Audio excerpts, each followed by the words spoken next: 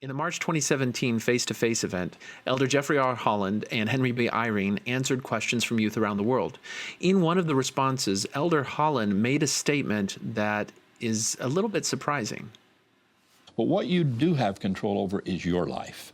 And if you can be that disciple, if you can be that exemplary Latter-day Saint, that is powerful. It's more powerful than anything. It's more powerful. It's why, a third of the people who meet the missionaries know the church is true before they've ever heard them open their mouths. They don't even know who they are yet, but we're the first sermon that a lot of people are going to hear.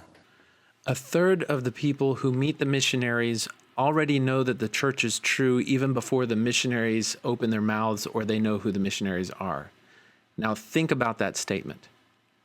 How would such a statement be made? Like, how would they track it? Did they personally interview everybody who ever met the missionaries and give them a question? Did you know the church was true before you met them? And then calculate that statistic? This is a bit of information for which there is no way to actually reliably determine the information. And so it is the statistical equivalent of a faith-promoting rumor. And faith-promoting rumors are things which the church has been trying to distance itself from.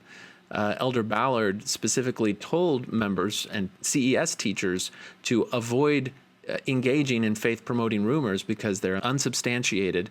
And when people learn the false nature of those claims, it erodes trust in the institution. In teaching your students and in responding to their questions, let me warn you not to pass along faith-promoting or unsubstantiated rumors. But here we have one of the senior apostles giving this type of statement in the setting of trying to educate the youth for the church itself. It's why, a third of the people who meet the missionaries know the church is true before they've ever heard them open their mouths. They don't even know who they are yet.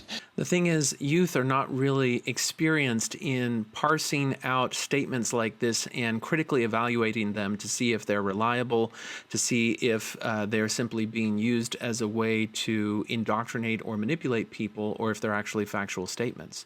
And so when you send your youth to these events without preparing them with the tools of critical thinking, chances are that they're going to accept things being said from these men who they are told speak for God without really checking to see if the statements that they make actually live up to standards of legitimacy and if they're actually honest statements.